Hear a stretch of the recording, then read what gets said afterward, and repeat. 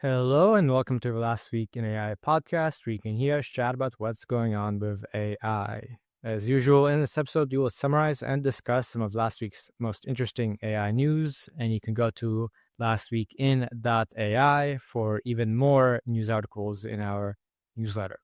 I am one of your regular hosts, Andrey Kurenkov. My background is that I studied AI in grad school and now work at an AI startup.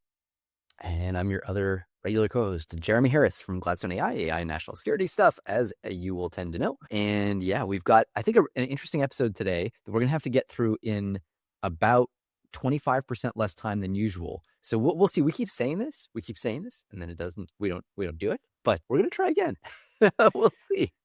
Yeah, and this episode is partially interesting. There's not any big news in the AI business front and the AI kind of development front. There's mainly some really notable open source releases and papers. So this one might be a little more technical as they go, and we'll try to not get super nerdy. I think in the last couple episodes you started getting really into the weeds of these papers, which might not be for everyone, but we'll keep it a little quicker. And just to quickly acknowledge, I think we mentioned wanting more comments or appreciating people's comments. I did notice we've got some more feedback on YouTube, so it's nice to see. We're checking it out.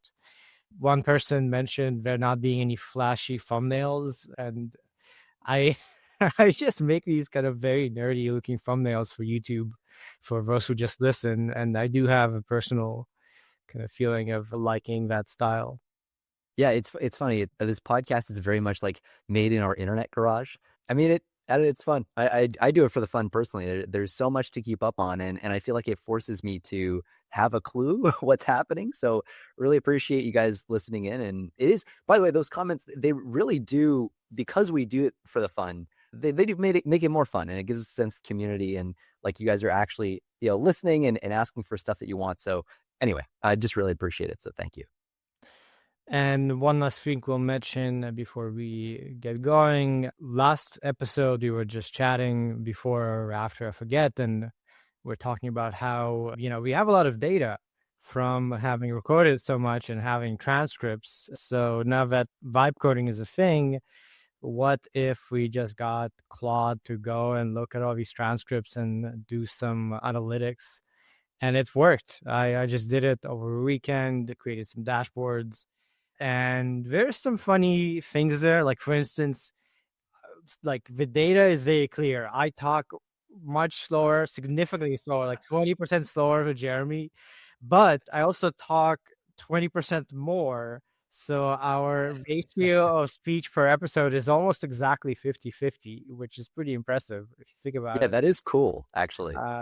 We also do tend to speed up towards the ending of a recording as we hit our limit and have to kind of become more efficient with the news we cover. And what this doesn't capture too is like Andrey in the background around the like 60-70% mark of the episode is like feverishly in our Google Doc refactoring and being like, okay, the story, we don't have time to do it. We're going to cut it. We're going to do this. We're going to do that. And like the whole, I mean, he's managing an orchestra. I get to just sit here and basically read my notes about the next story and like try to think about what I want to say while Andrey's just in this frenzy. So you guys don't see his hard work here, but it is happening.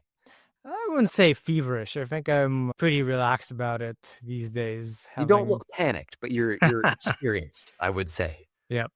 All right. Well, with that, let's get into the news, starting with tools and apps as usual. The first story is about Gemini coming to Chrome. Google is adding this auto browse feature in Chrome that is going to be available for Pro and Ultra subscribers. And it is kind of what you would think. It's an agent powered by Gemini that can do multi-step tasks, do search, schedule appointment, manage subscriptions, very much like what we've seen before with Claude for Chrome, an extension. And then, of course, there was, I think, ChatGPT agent is what we called it, and also the browser from OpenAI Atlas with a built-in agent. So now we've got the Gemini agent, and it's, I guess, surprising that it took them this long to roll it out, perhaps, but now I think we'll see if people actually start adopting these kinds of tools. Chrome, of course, is the most popular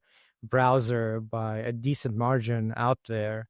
And now that it's built in, I'd be curious to see if more people kind of just use it for stuff. Because there's always an example that people say of like, let it book a flight for you. And like, why would you want AI to book flights for you? That's the worst use case.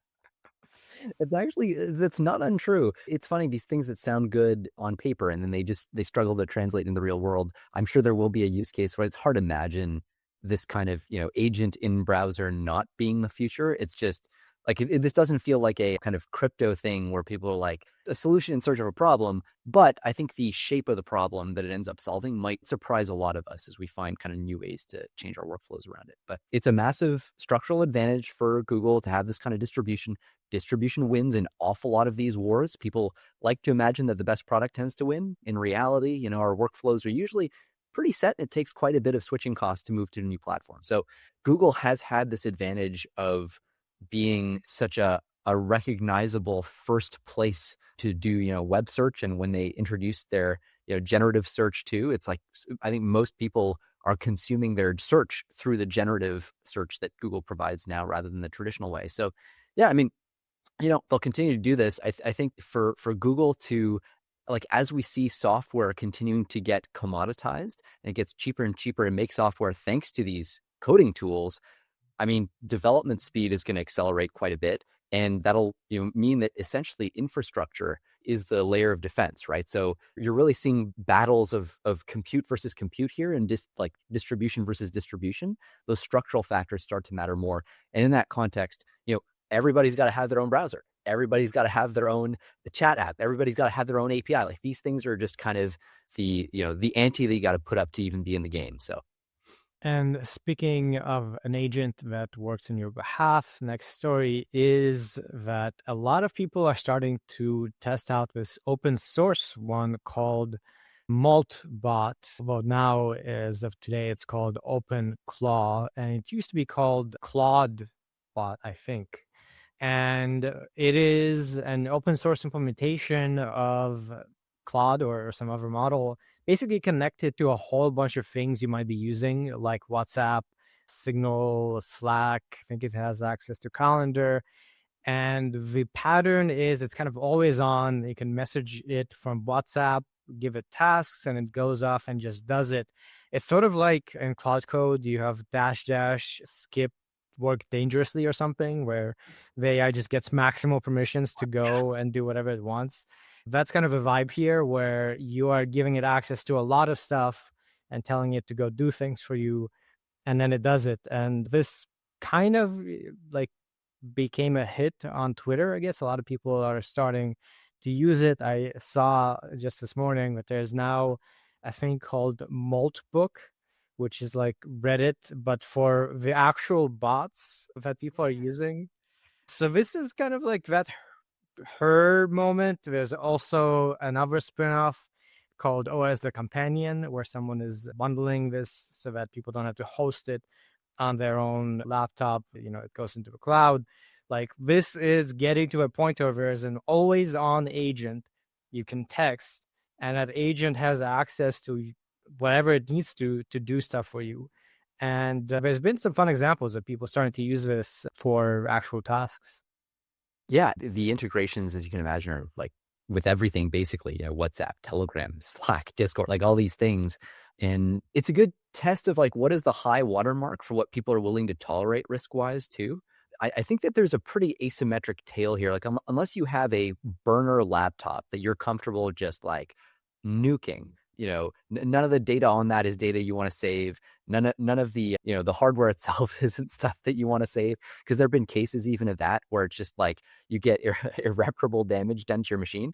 I think that's kind of the phase that we're in right now, and we're transitioning out of it slowly. I do believe we'll get to the point where people are handing over, really intimate levels of access to their computer. Obviously, Claude doesn't quite do that. It tries to mimic the effect of that as much as it can while keeping itself in a sandbox. Remains to be seen how long that will last and how effective it will be. But at least for now, that seems to be kind of the consensus. Whereas people who want to use Moltbot, it's like you're really just trying to let this thing out of its cage.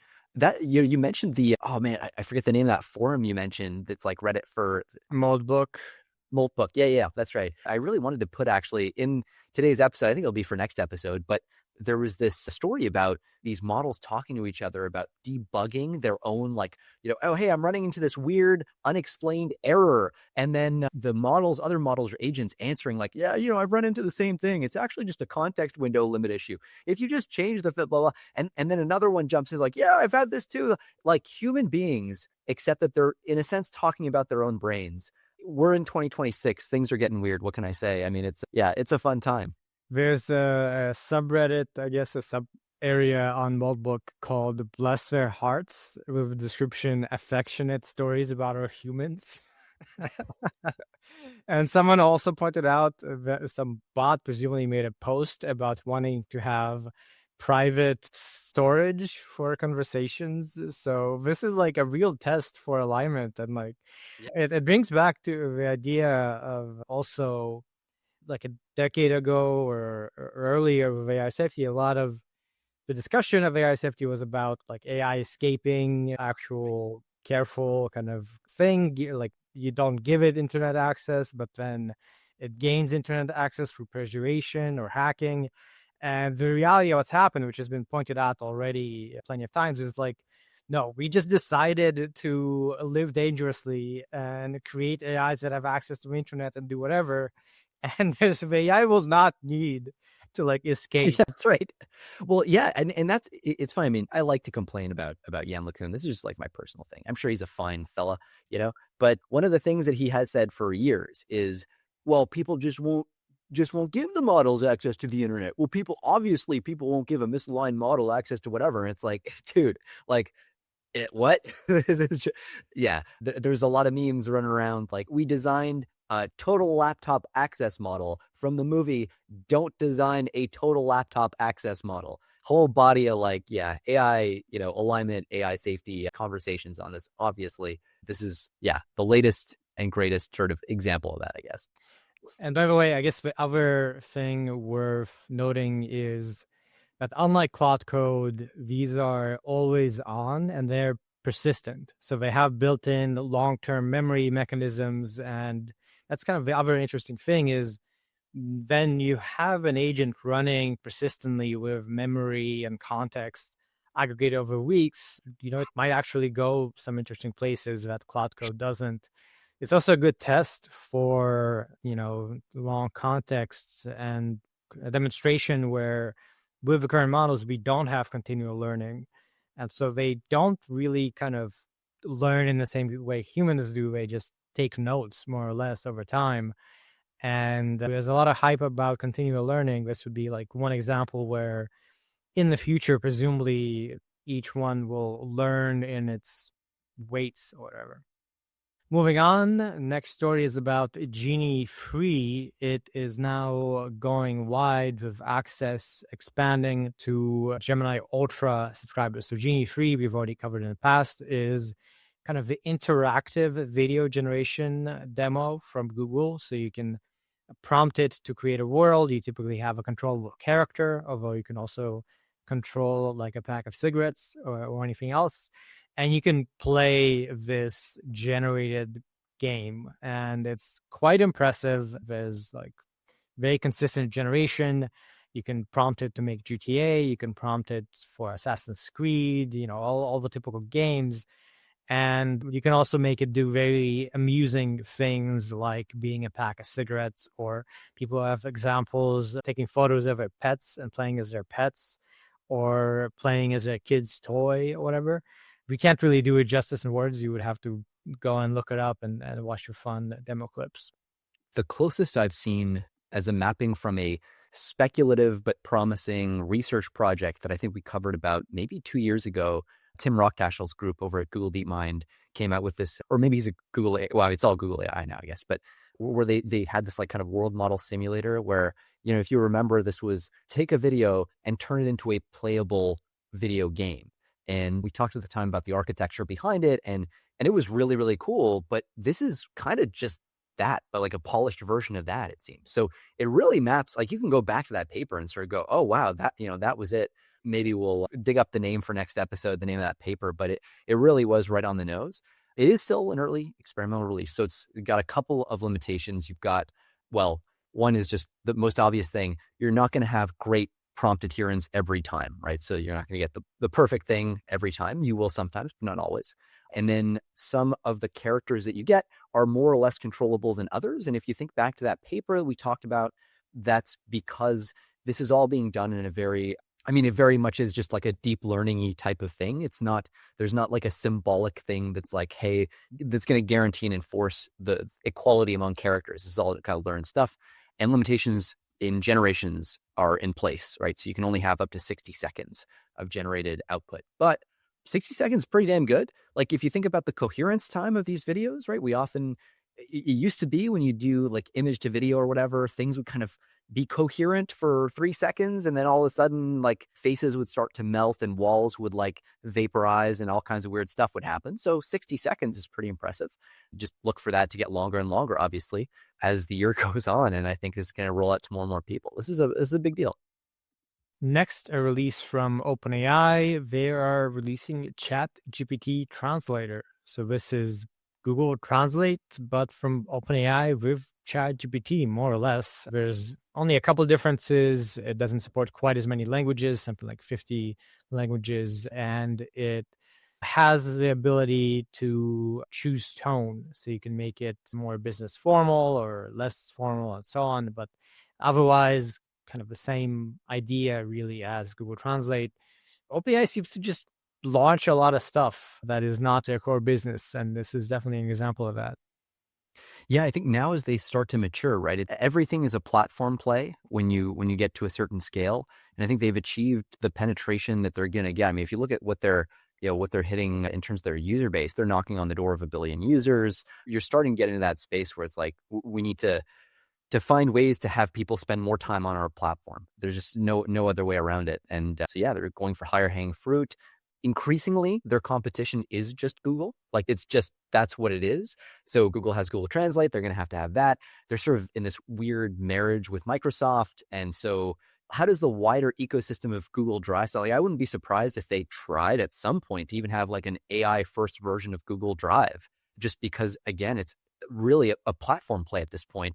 How much of your life can be gobbled up by OpenAI, by Microsoft, by Google? Like these companies are really, they're hitting the kind of edge effects of this whole ecosystem. You can only get eyeballs on for so long, and then you got to find new use cases. So I think this is another step in that direction. I'd be interested in what kind of data they get from that, because when you go into translation, the other interesting thing about that is you do get a kind of access to real-time interaction information, at least between people who don't share a common language.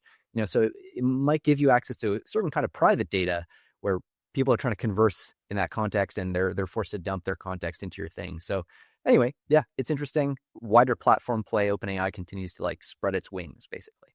And speaking of that, there is another release from OpenAI this week, Prism, which is quite different. It's a workspace designed for scientists. So it's kind of like a word processor, but it has integrated GPT 5.2, and it's meant to help you assess claims, revise your paper, search for prior research. It seems like a kind of really a specialized version of ChatGPT for science in particular. And I guess this is coming after more discussion of GPT 5.2 for science. And if you're on Twitter, you see a lot more discussion of these models assisting with proofs and trying to find especially in math, novel things, but also physics and stuff like that. And boy, if I was a frontier lab looking to gather training data to help AI systems learn to automate AI research, do recursive self-improvement, and trigger a singularity, this would be something that I might prioritize, actually, even over revenue. And I suspect that's a big part of what that data is going to be used for, is to train their own AI systems at doing AI research. I mean, that is explicitly OpenAI's goal. I'd be very interested to look at the terms associated with the use of these tools, because that's just such an obvious, way in which it overlaps with OpenAI's long-term mission. And on to applications and business. We begin with our favorite, a story about China related to GPUs. China is giving the nod to ByteDance, Alibaba, and Tencent to buy H200 chips. So China has approved the import over 400,000 H200 chips. This is according to sources, and other firms are joining a queue for more approvals over time. Sounds like approvals come with conditions. And this is coming as Jensen Huang was apparently visiting China. And we still don't know what those conditions are. It's still nominally being decided on. And 400,000 of these GPUs have been approved for ByteDance, Alibaba, and Tencent. So that's a good quantity, actually, a big chunk of the capacity that has been discussed, at least to this point. This is interesting because if you recall, I think last week or 2 weeks ago, we were talking about a story where Jensen Huang was saying, look, there's not going to be a big flashy announcement from the Chinese Communist Party saying, hey, we're open for business. What you'll see is the purchase orders will just flow and nothing will come. Nothing's going to stop it from happening. And that will be the sort of tacit endorsement the Chinese Communist Party is giving. Looks like that's not the case. Looks like, in fact, they're just coming. This is also according to sources from Reuters. So this is not like a formal announcement. This is, people familiar with the matter now know that these companies will be placing the orders, I guess. Yeah, actually, sorry, that is a fair point. Yeah, I guess I'm confusing the big flashy headline with, you're right, the formal announcement for it. Yeah, you're right. Yeah, you could say it is just kind of a leak in a way of that thing that Jensen told us. So that's fair enough. Yeah. Now, we did talk about how we expected this to go through. There had been a whole bunch of stories. And this, again, I think it was something maybe last week, the week before, where this announcement that China is saying no, and they're declining these orders, and just they don't need these silly Nvidia chips. At the time, I believe we said quite clearly, mark our words, this is not going to hold, and China will open the floodgates. So this is it. I mean, it's not surprising. They just need more capacity. One of the biggest challenges that Chinese companies are facing right now is just that they don't have enough chips to even serve inference to their customers. So they'll have 200 million users, as I think Baidu does for Ernie, and they just need to have enough hardware to serve up their existing models to those customers, which leaves them almost nothing left over for research. And so keeping up with the West actually becomes harder and not easier because they have such a huge user base. So there's this kind of interesting balance between, money can't buy GPUs if you're in China just because you're so supply constrained. So weirdly, making more money by having a larger user base paradoxically leads you to having less GPU budget for R&D, which is kind of interesting. So that's a local thing. It's going to change over time as the capacity issues are eased, but it's kind of interesting.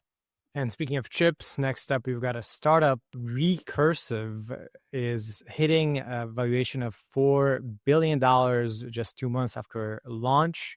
They've raised $300 million at that $4 billion valuations, and their plan or their pitch is to develop chips that are meant to be specialized for AI, be better than presumably TPUs or other specialized chips for AI. So interesting to see that, there's still players in a space. I would have expected at this point that all the companies building custom AI chips would have launched. Maybe investor appetite went up as knowledge, or I guess awareness of TPUs rose sometime last year and last few months.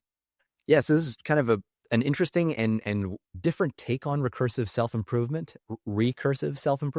So they have supposedly a system, like a chip, that can create its own silicon substrate layer and then speed up AI chip improvements. And so this is kind of I guess, this faster way of printing circuits.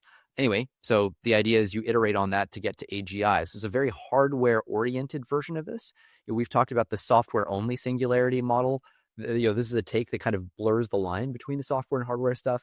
So definitely interesting, and former Google researcher is at the head of this. So that's, these are serious people. They have already set up this thing called Alpha Chip that's been used in 4 generations of TPU design. So they know their design really well.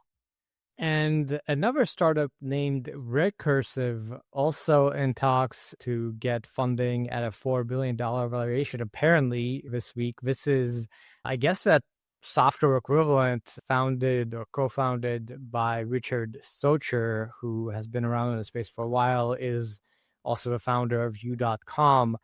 And their goal is to build AI agents that will self-improve, presumably recursively as well. Their pitch on the website, just looking there, is they have a platform that equips agentic AI with scientific simulation and optimization tools. So they, I guess, are trying to provide more of a product to solve problems. And then I'm sure part of the pitch is also recursive self-improvement. This one seems to be a little less far along. They don't have as much of a pitch that I can see, and kind of weird that Socher is the lead of U.com. The founder is going to still be there. Sounds like he'll be maybe more of an advisor or not the CEO of this company. Anyway, it's all kind of still being cleared up. Yeah, it's sort of interesting. A bit of a red flag then for U.com, to be honest. I mean, the way these companies go, unless you're Elon, you don't tend to run two different significant companies, or I guess unless you're a Jack Dorsey or whatever. But kind of philosophy here on their approach to recursive self-improvement thesis is somewhat different from OpenAI. So they want to be less product oriented, more sort of pure play recursive self-improvement company. Think here maybe more philosophically aligned with like ILIA, safe superintelligence. They've got an approach on sort of like recursive self-correction that focuses on like a basically formal verification for safety. So they're concerned about these models as they recursively self-improve, kind of drifting away from their original goals, which is a problem a lot of people have flagged. Is like, you might have a pretty well-aligned initial model, but then as you start that recursive self-improvement loop, goal drift happens, and then you end up with this very kind of dangerous misaligned model that's also very capable. And so they're focusing on mathematical proofs to guarantee that goal drift doesn't happen in the way that they're concerned about. So anyway, one to watch for sure with a fundraise like this, and we'll see.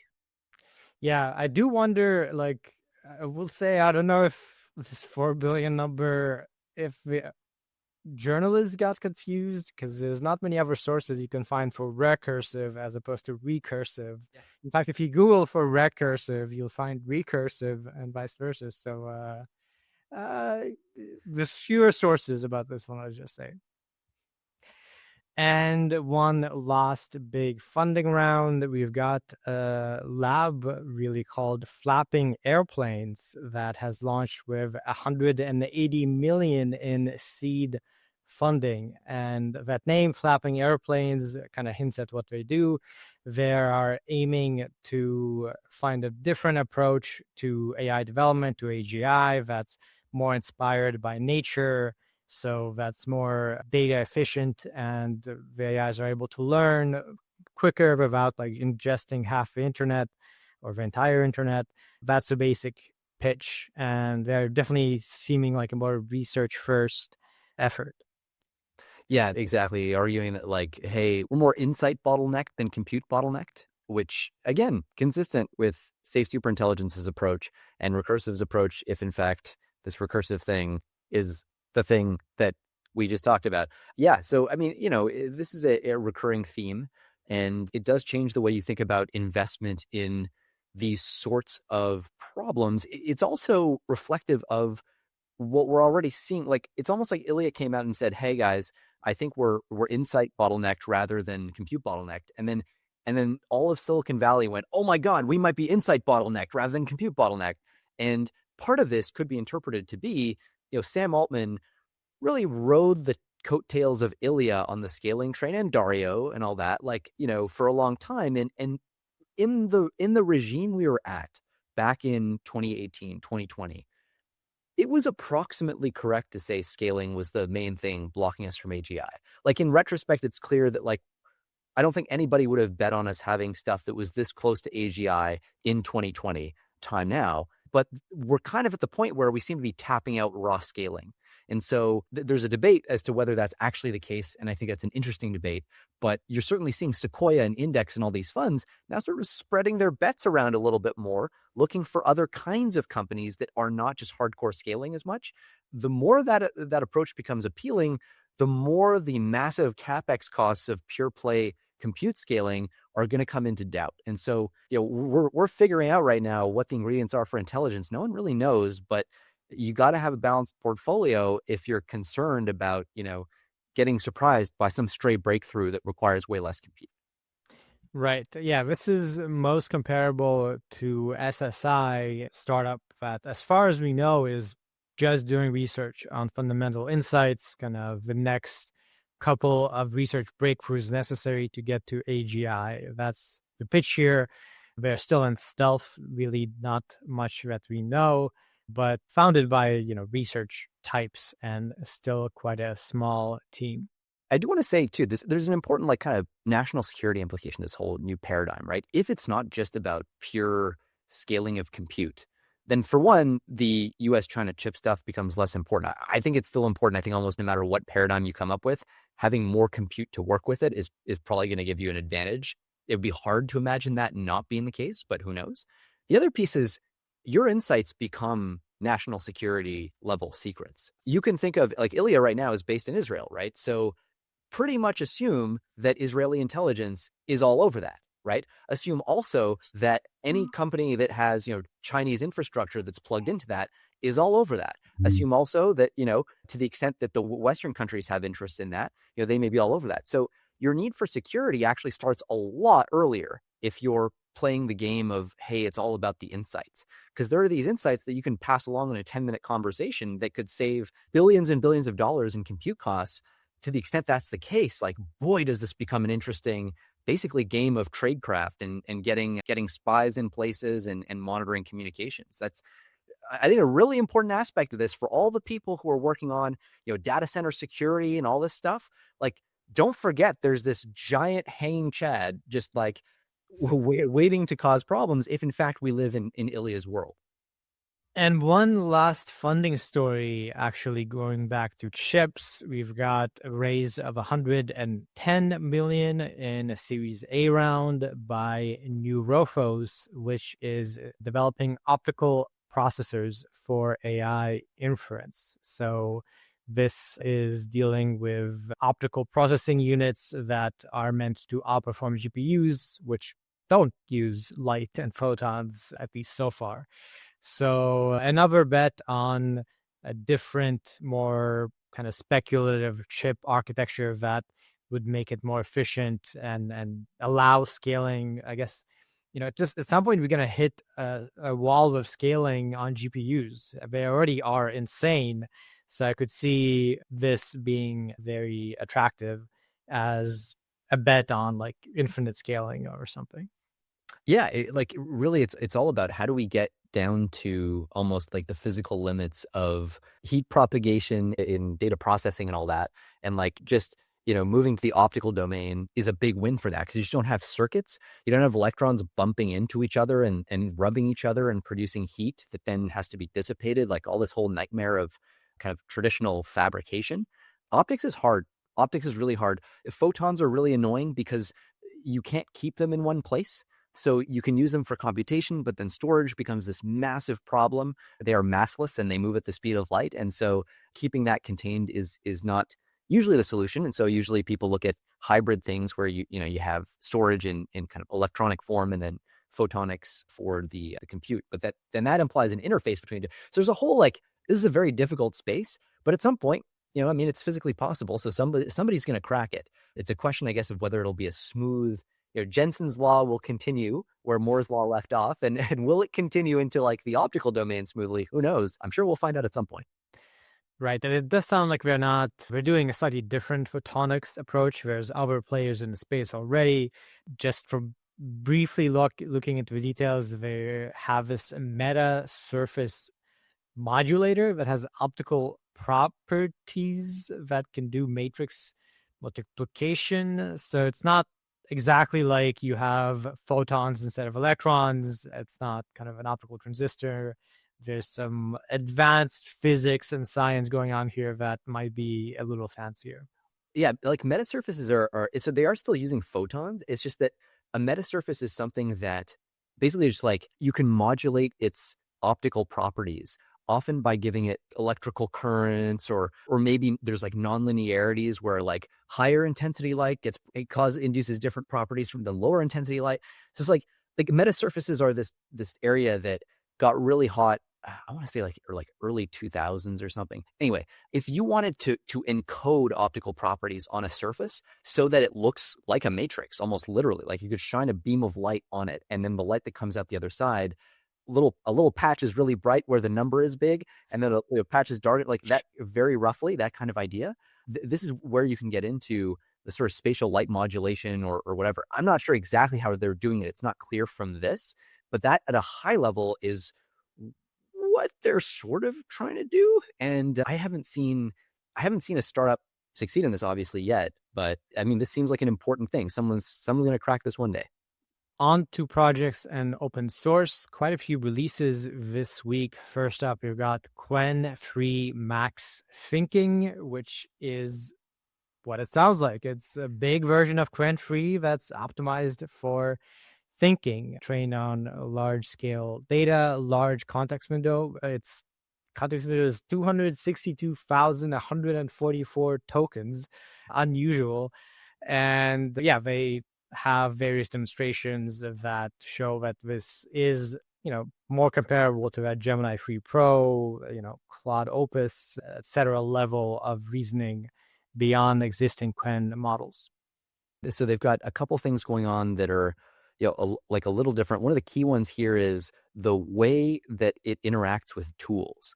So traditionally, the system prompt or the developer has to tell a model like how to use tools or which tools to use, which mode to use, right? Like, hey, I want you to run in search mode or calculator mode, like whatever the thing is.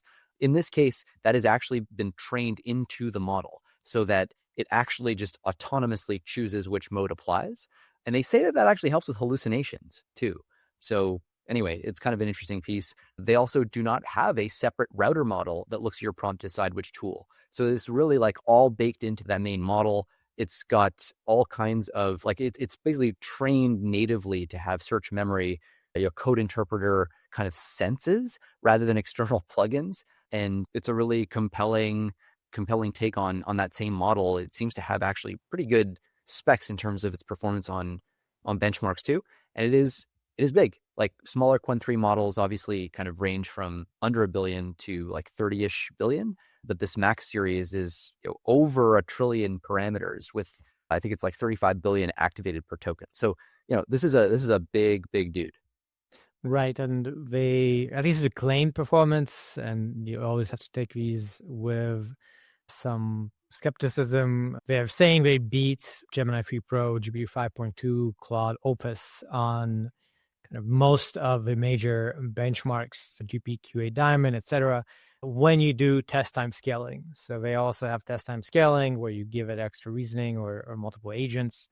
Beats DeepSeek 3.2 out of water, although there's also a big version of DeepSeek, so not exactly a fair comparison. I think in general, probably not entirely a fair comparison in these plots. Not apparent if they're using GPU 5.2 high or medium or low, whatever. But either way, this is clearly that kind of reasoning maxed, thinking maxed version of Qwen that seems pretty impressive. And speaking of impressive releases, we've got also Kimi K2.5 just released. Similar story. This one is more optimized for coding in particular. So this comes together with Kimi Code, which is Claude Code, but with Kimi. And what I've seen, like the vibe checks on Kimi have been very solid. People say Kimi K2 was very capable. Here, they say that this outperforms Gemini 3 Pro on the benchmarks, also better than GPU 5.2 on another benchmark, especially multi-legal benchmarks. So yeah, the models coming out, Qwen, Kimi, DeepSeek, all of these are very usable and keep getting better at a fairly steady rate. Yeah, and this is quite a conceptual step forward. So it is an attempt to marry these two modalities, visual and basically text, in a more intimate way. So typically, models are trained first on text, and then you'll like bolt on vision later through supervised fine tuning. What they're doing is continual pre-training on 15 trillion tokens that mix visual and text data. So putting them kind of on the same footing. The context window is 250K tokens. So it's like pretty much in the butter zone of things that we tend to see now in the open source. It's a trillion parameter model, 32 billion active. So all kind of consistent with what we're seeing for big models in the space. But again, like thinking about the model itself, instead of doing this like text-based training and then fixing it in post-production by doing some training on vision and video, what they do is they don't use adapters. They natively train it to be multimodal. And in fact, they map the text and the images to the same latent space during training. So it's quite literally thinking in pixels and words simultaneously on the same level. Usually, again, you have an adapter, right? So you'll have your image that comes in, you will generate some kind of embedding and then process it to make it compatible with token space, which is sort of this janky thing. This is very much like, no, like whether it's an image or video, I'm thinking of it in the same plane. Kind of like with humans, if you say a pink elephant, right? Somehow that maps into the visual domain in a very natural way. This is sort of the idea here, and I'm sure there are a million problems with the analogy I just threw out there. But anyway, so they did a whole bunch of interesting like causal relationship training as well. So during the pre-training phase, they got it to predict like the next frame or the next action in a sequence to specifically understand like that a button clicked in a video caused a new page to load or caused the video to pause or whatever. So developing this very natural understanding of how to interact with a computer, which is the main thing that they're after here. I mean, the reason to make these things natively visual is that they want it to interface with a computer, right? They want to be able to use apps and tools and things like that the same way a human might, which is consistent with a lot of what Anthropic's been doing, especially lately. That's really the goal here. They also have a whole bunch of really interesting feedback loops baked in where, like for coding tasks, for example, the model is trained to actually look at the rendered output that it produces. So it'll write some code, and then it will run the code, produce some kind of UI, like user interface. And then the model will look at that user interface and use that to calculate basically the difference between that user interface and, say, the target interface that it was asked to build. And based on that, see its own mistakes and kind of like iterate on its reward. So that's one way in which is really important for the model to be able to think in visual space very naturally so that it can just do a very kind of clear semantic side-by-side between two images to understand what was missed. So it's kind of interesting. And coding with vision is a big part of this. The idea here is really to be able to take a screenshot or some video of a website and then recreate code for it. So the video piece is especially important, right? Like go to X or whatever, scroll around, do a screen cap of that, and then share it, and then ask it based on that, I want you to recreate this app, including all the flows that I went through, right? That's the sort of thing this can start to unlock, which is a lot more than what we've seen historically, where people will take a picture of a website and just like upload it and have, the landing page copied or whatever. So, this is a really interesting paradigm. It's also, they got a whole agent swarm process that they train into this thing where it can create these swarms of up to 100 subagents and get speed ups through that. So a lot of tasks are parallelizable in this way. Not all of them are, but a lot. If you want to research 50 of my competitors or something, right? That can obviously be parallelized. You can have one agent researching each competitor, say, but that can't always be the case. So anyway, they've got a lot going on here in this release. There's a whole bunch of stuff around how their reinforcement learning loops worked with leveraging this deep understanding of the visual domain. And for one example, right, the rewards that this model can give itself during RL can map onto the level of conceptual sort of semantic visual match to a target design, which is not something we've historically seen, at least not in open source. So, its rewards, for example, during one training step, it gets a reward only when the code it generates results in like a 95% or higher visual match to its target design. That's the kind of thing you can't, that visual fidelity is just really hard to evaluate. And yet they're pulling that off here. So really impressive performance on all the things, including Sweetbench verified, almost 77%, which really puts it up there with a lot of the big frontier models. And on OCR bench for optical character recognition, it surpassed GPT 5.2 in at least document text extraction. So, this is a really serious, hefty release. It's out there in the open source. At least for Qwen3-Max-Thinking, unlike previous Qwen models, it is not open sourced. It's, I guess, a project, but this is their new flagship model that I guess they're probably not going to be releasing. Kimi K2.5 looks like you can download it. It is open source.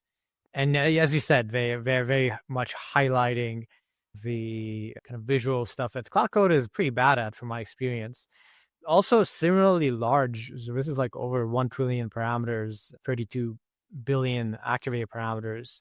So, also kind of max thinking in a way similar to Qwen3. So easy to see these open source kind of flagship models, Qwen3, Kimi, kind of like moving towards closed source as they get better and better, and people actually start using them for business purposes, I would expect. A great I mean, I got lost in the paper and started to get into the weeds. You're like, hey, it's not even open source. That is really interesting, right? I mean, the Kimi series was supposed to be Kimi 2.5 is open source. Qwen3 isn't. Yeah. And that's also, isn't that a pattern, right? Eventually you get to the point where it's the open source model, it just can't, you can't just run on that. It's not that it's bad for business, but, we've seen OpenAI go through that. We've seen XAI go through that. We've seen a lot of Meta. We've seen a lot of big companies rotate into closed source. And one more open source release on the coding front, we've got AI2, the Allen Institute for AI, starting to release things on that front. They have this open coding agents project, and they are beginning with an agent and a paper. The paper is titled Soft Verified Efficient Repository Agents. And so the idea there is you have these smaller models, 8 billion and 32 billion parameter models. And with this kind of researchy approach, they are meant to adapt to a specific existing code repository and do effective software engineering in that space. And they say that this means that they are better than other open source models, Qwen3 Coder, and also some closed models. Of course, not at the Cloud Code level, but Sarah 8B and Sarah 32B are pretty solid. And Allen Institute of AI is like open source max. They have a paper, they have the model, they give you everything. Yeah, and early mover in this space too, obviously. Yeah, a lot of impressive models. I actually think like one of the challenges is going to be for the open source community. I don't know how we keep having big releases indefinitely in the future like this when things feel so commoditized. Like the pain of switching from one open source model to the next. I mean, this is why there's so many platforms now that just kind of like help you pick your model really quickly. But it's an interesting challenge, and I'm curious what the incentives will be that govern the release of increasingly capable open source models going forward. But yep. And speaking of that, another open source release coming from Arcee AI, a 30-person startup. They have released Trinity, a 400 billion parameter open source models that they are saying is one of the largest open source models from a US company. And this is competing with Llama 4 and the GLM 4.5, kind of other open source models out there, not competing with other frontier models. These are available for free download. And, maybe to that question, we've got investors and venture capitalists to thank for these very good startups. Kimi also is a startup, of course. So always fun when VCs fund free stuff for the rest of us.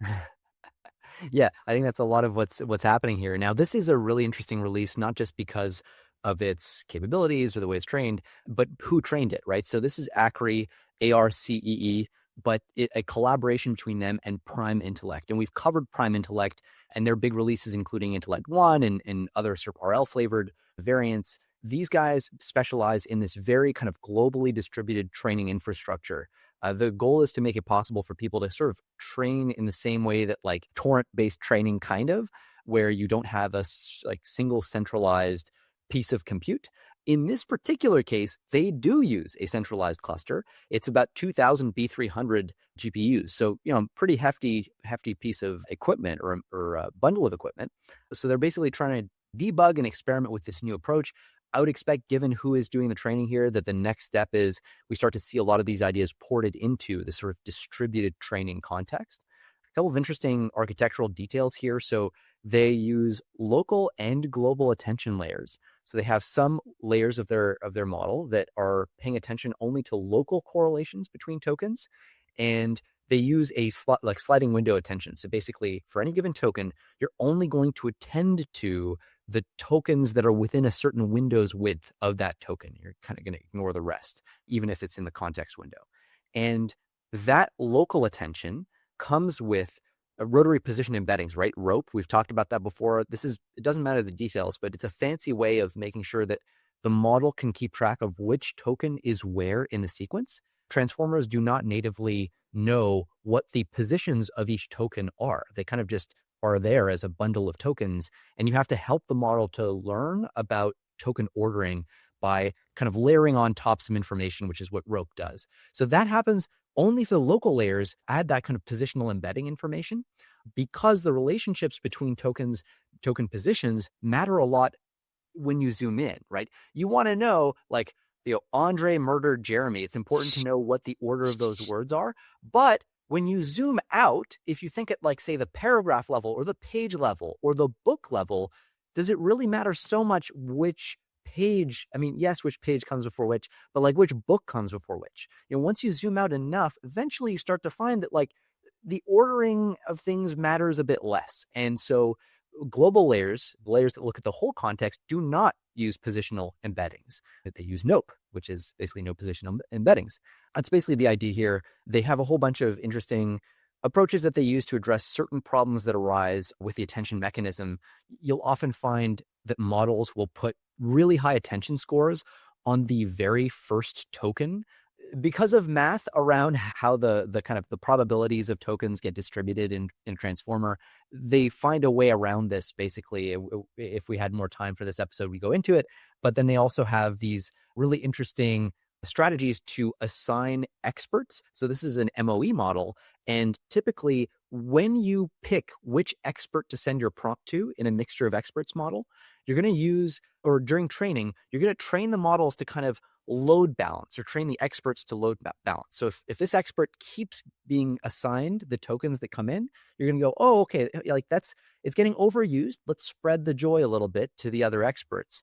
And usually the way you do this is with a binary logic. So if an expert is underutilized, you increase its bias by a fixed amount, take one step. And if it's overutilized, you decrease its bias by that same amount. So you're taking these discrete steps. Their approach, though, uses a kind of smoother approach. They treat it as a continuous optimization problem. So instead of using just a single step, they use a tanh function basically to create this like smooth update that is magnitude aware, right? That lets the update scale based on how far the expert is from its target load, not just that it is above its target load. There's a bunch more stuff. This is a really interesting paper, and in general, like, these open source papers are really, really helpful, especially from Prime Intellect, because they do go into the weeds of the compute and how everything is tied together.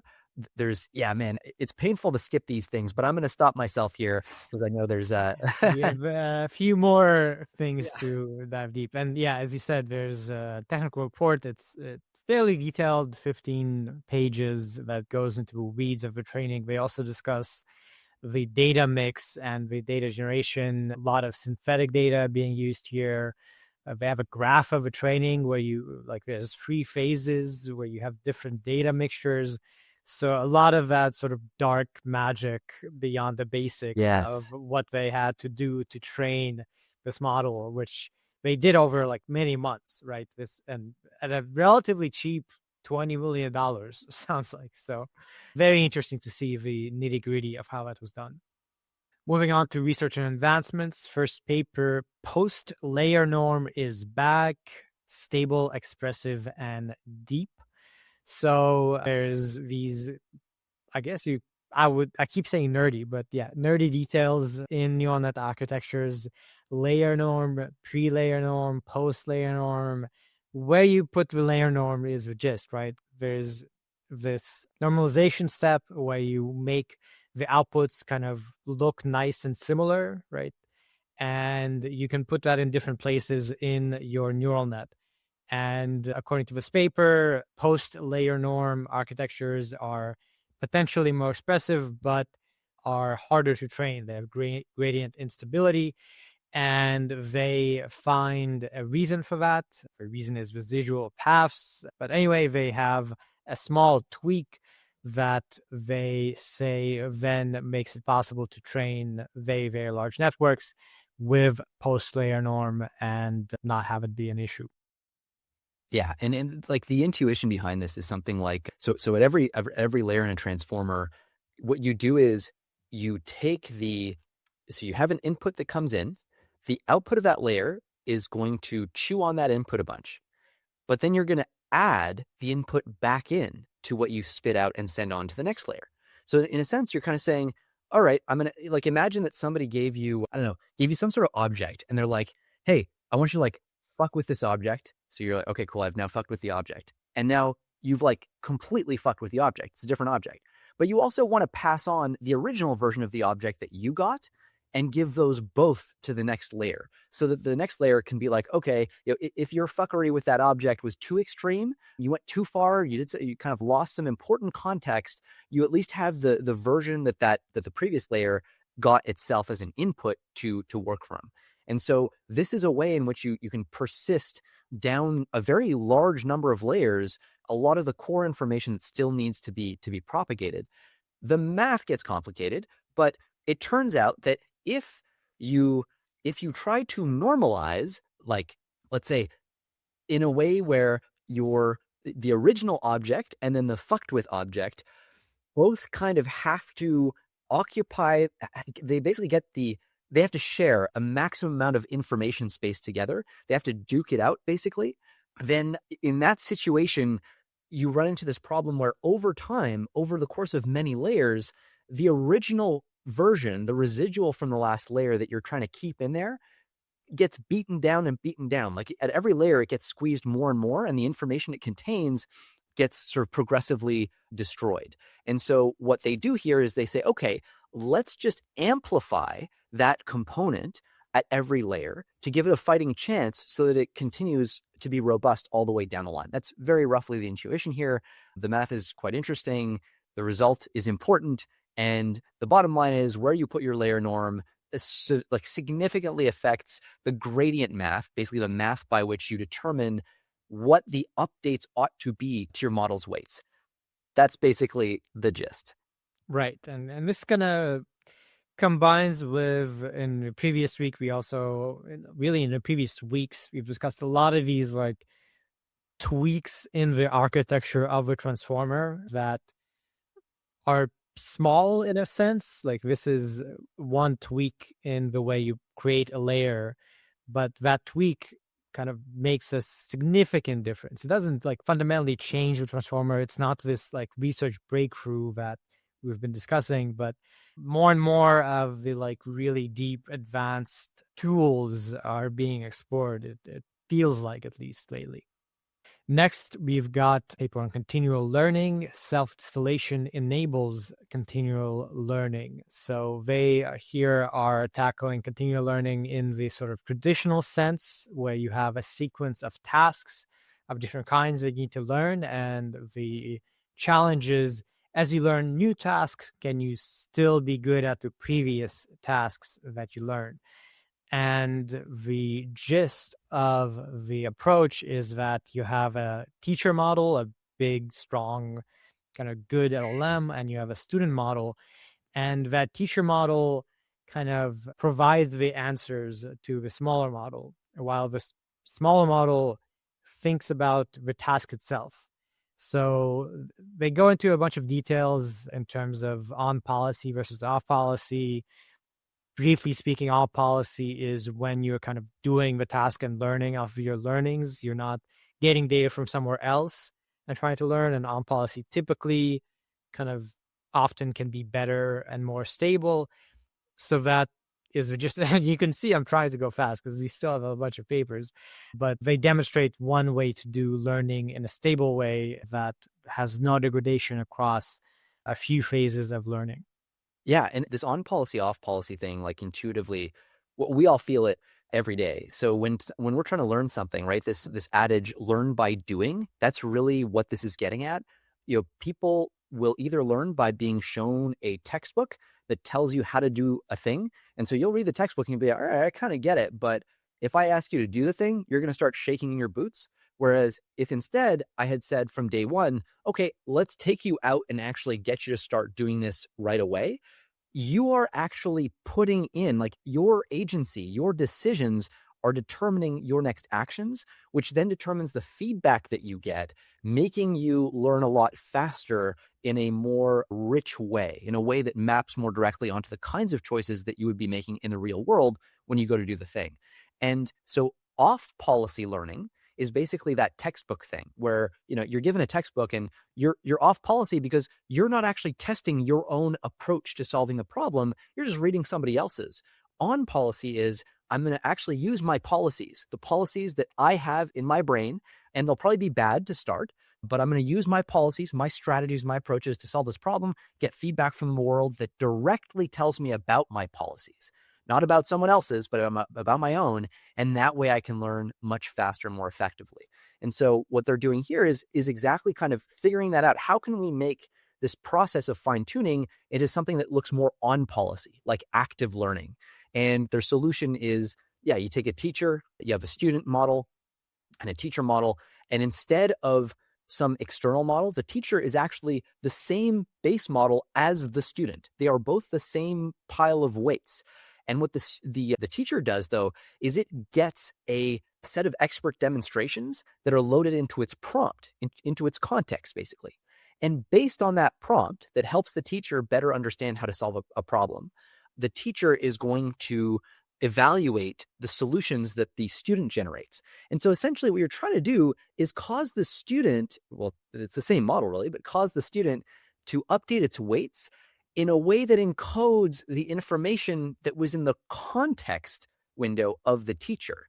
But the teacher is still using the same weights that it had to generate its feedback. And so the teacher is on policy, the student is on policy. Everybody's kind of like doing this active learning thing, which again is just like, it's being trained on its own generated outputs. It's getting to see the consequences of its own actions. So yeah, I mean, it's actually kind of an interesting paradigm and potentially much better for catastrophic forgetting. We've talked about this before, this whole idea of, going from textbook to textbook to textbook, you kind of forget what was in the first textbook because you're just reading. Whereas if you go out into the real world, you do a thing, you're playing with a much more robust way of learning. And anyway, we've talked about this in previous episodes quite a few times, this difference between supervised fine-tuning and reinforcement learning from the standpoint of catastrophic forgetting. It's just much more advantageous. Right. I guess the key kind of term self-distillation is kind of notable here, because distillation typically is you have a big model that is, you trained, and then you get a new model, a different model that you distill that's smaller. Here you have this teacher and student, but as you say, the teacher is in some sense the same model, but with a different environment. And so you distill into yourself, you kind of self-improve, right, is the idea.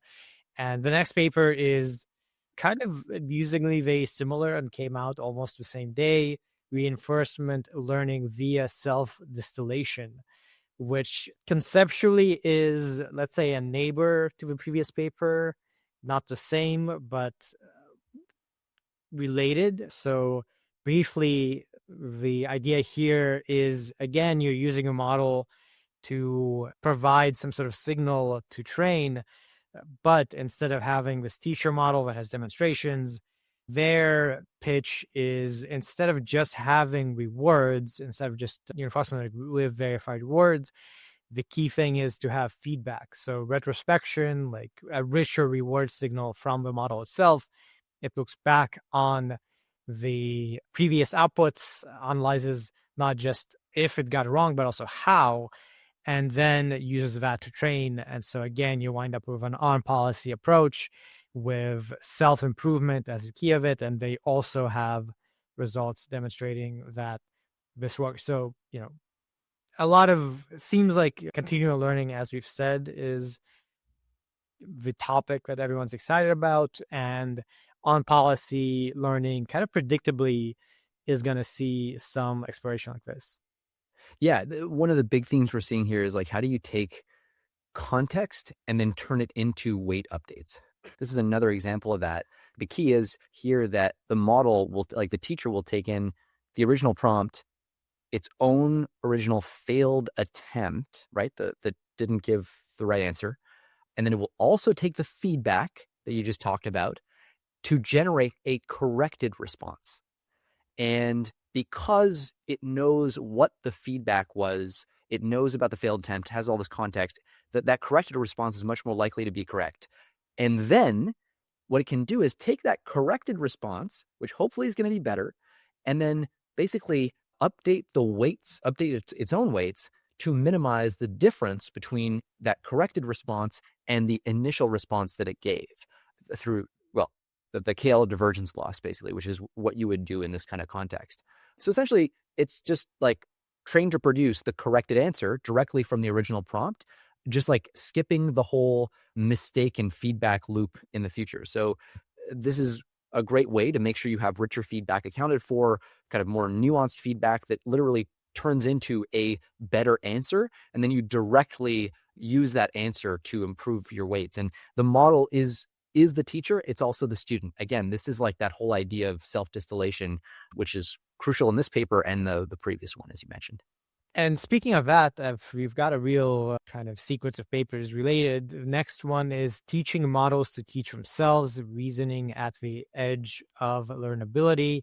Related, but again, different. This one is what they say is an asymmetric teacher-student meta reinforcement learning framework. So there's again teacher-student, but it's asymmetric in that the teacher is separate from the student. So they have the teacher proposing these question answer pairs that the student is then trained on, and the teacher is rewarded based on the student's improvement. So you kind of teaching the teacher to be a good teacher based on the student learning from the teacher.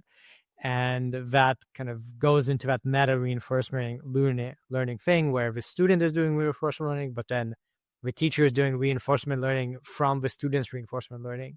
So yet another exploration of this kind of continual learning from a different approach, kind of learning to learn or learning to teach, I guess, as opposed to the previous two papers that have a kind of set in stone way to do it. Yeah, and then the goal here is, you give like a hard problem that is way harder than either the teacher or the student could initially tackle. And then what you do is you use the teacher to generate simpler question answer pairs and to iterate with the student on getting the student to be able to solve those. And then if you've done a good job of choosing your question and answer pairs, even though they're simpler than the problem you're actually going after, that really hard problem that's your goal, they should help the student get a little better at solving the hard problem. And so that's the key metric that they use to train the teacher. And so as the teacher and student continue to interact, the teacher should be learning to generate specifically the kinds of practice problems for the student that make the student better at getting better at the harder problem, if that makes sense. So it is actually quite interesting. It's a sort of bi-level meta RL loop here where you have the teacher and student, like basically the student iterating hard to get smarter, but then the teacher in the outer loop trying to get better at making problems that make the student better at solving the hard thing. They've got a whole bunch of, anyway, they go into detail on some really interesting stuff to solve for this, but ultimately we've seen versions of this before, but the challenge that they always fall into is like, if you want to reward the teacher, you need to typically go in and figure out, okay, exactly how did the problems that you generate make the student smarter? And mathematically, the gradient propagation math of that is just a nightmare. So what they do here is they just basically make the student a black box in this context like they treat the student's improvement as a black box, is what I mean. Just a black box reward for the teacher. They don't unroll the entire student training process and simplify everything that way. And it turns out that it works reasonably well. So pretty interesting conceptual update. All right, and that's it for research and advancements. Moving on to policy and safety. And unfortunately, we're going to have to do some politics talk, which I know people in AI and tech aren't typically fans of, but I think now's the time. The first article is Amadei Hoffman joined tech workers decrying Minnesota violence. So this is after the events of this last weekend and the last couple of weeks in the United States. We've had ICE invading Minnesota more or less, and unusually for tech and for big companies, as things have escalated rather radically, we've had people in AI like from Anthropic, like Jeff Dean from Google, now Reid Hoffman, a major figure in Silicon Valley, not directly in AI, but he's a major investor and pretty influential in the space, starting to comment on this not being good, that ICE, the Trump administration, broadly speaking, is out of line. And this is coming after, politically, AI has tried to cozy up to Trump. We've had OpenAI donations, notably Sam Altman did a lot of lobbying, directly with Trump. And I guess there's not, obviously, the things going on with ICE and immigration enforcement in general are bad. To keep it focused on AI, there's a lot to be said about what's going on that we've kind of indirectly touched on with the way Trump and this current administration is dismantling export controls. We've touched on that in the last couple of weeks. Funding to scientific research is being hurt pretty badly. If you're a PhD student from China or generally from abroad in AI, there's now a lot more kind of anxiety going on. So the gist is overall kind of the political situation in the US is getting worse. And it is now so bad that Silicon Valley people in AI, people in tech are starting to comment on it. And we don't discuss it very often, but it is having kind of significant effects on the overall trajectory of AI in some ways that are probably not bad. We have no regulations kind of restricting progress, but in other ways, with regards to research funding, with regards to generally the stability of the US and people in tech, things are not great in the US, right? Yeah, I mean, setting aside the politics of this, which I'm not going to comment on that piece. I think it's, everybody has the views that they have, and that's, it's tossing a grenade and things. The implications from an AI standpoint are kind of interesting. If you think about, so Sam has had a lot of success kind of tying himself to the Trump administration. Think about like the Project Stargate announcement, right? That was very much like from the Oval Office. And, Jensen has done similar things.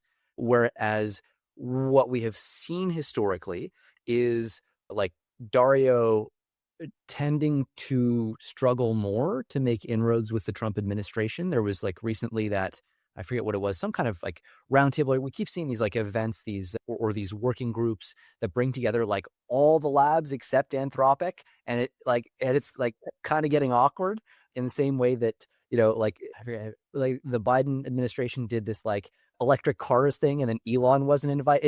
It's the classic sort of everything gets political at a certain point.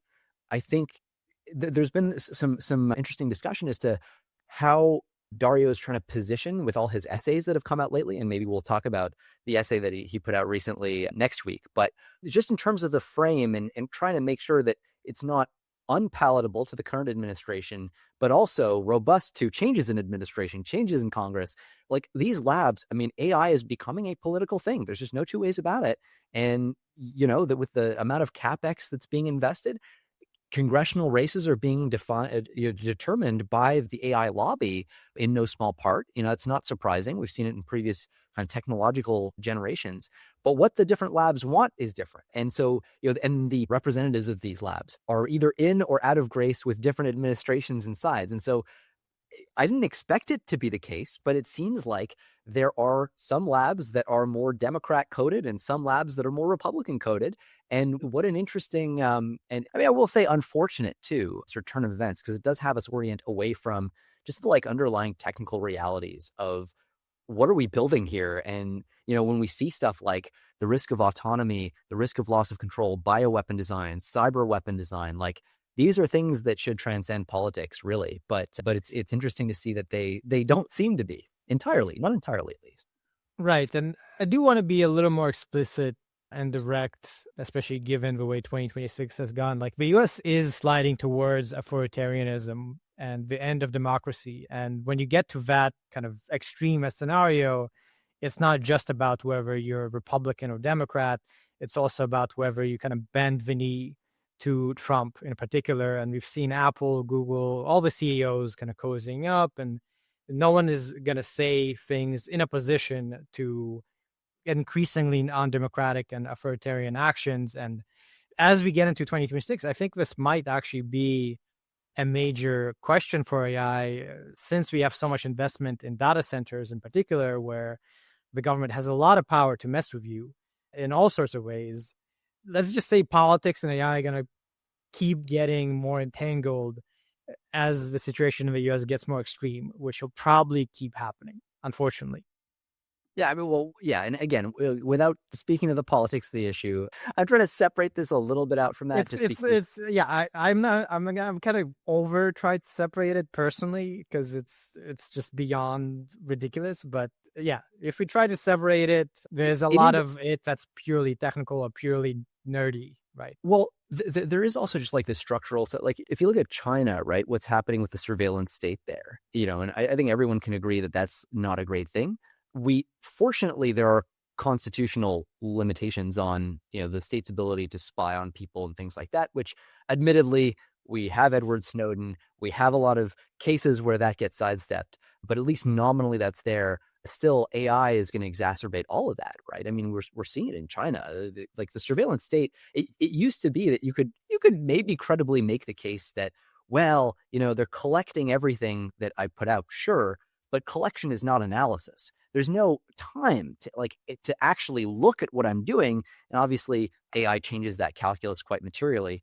So anyway, it's the technological pace of things it is becoming political. I mean, there's no two ways about it.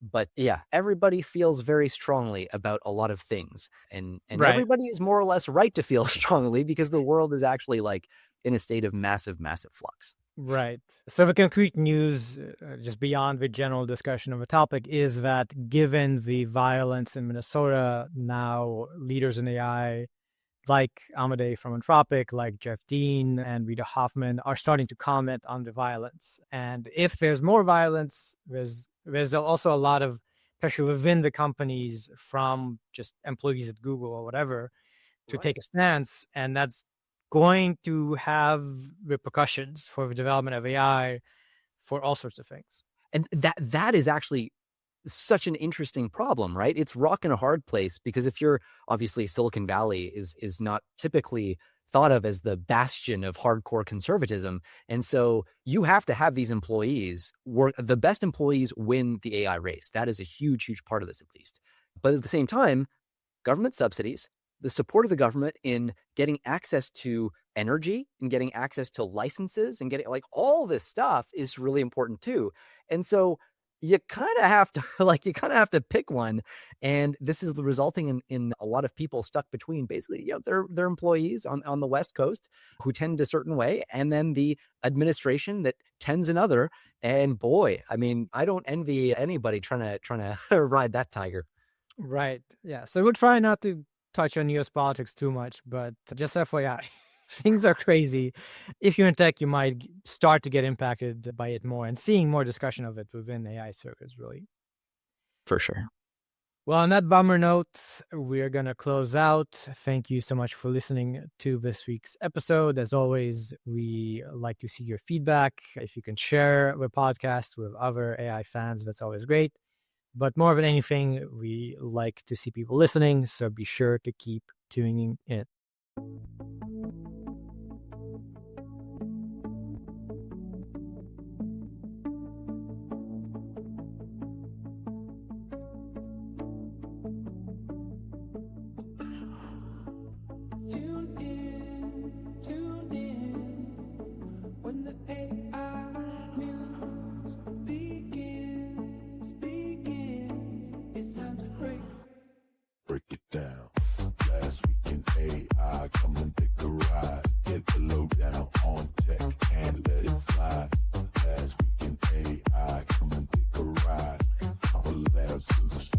AI's reaching high.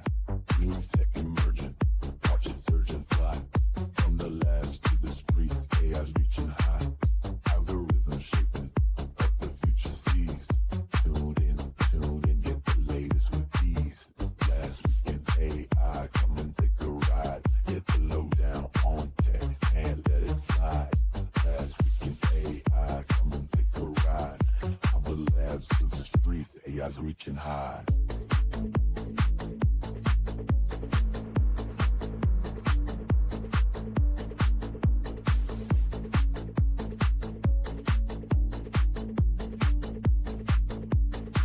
From neural nets to robot, the headlines pop.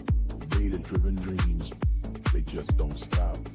Every breakthrough, every code unwritten, on the edge of change. With excitement we're smitten. From machine learning marvels to coding kings. Futures unfolding, see what it brings.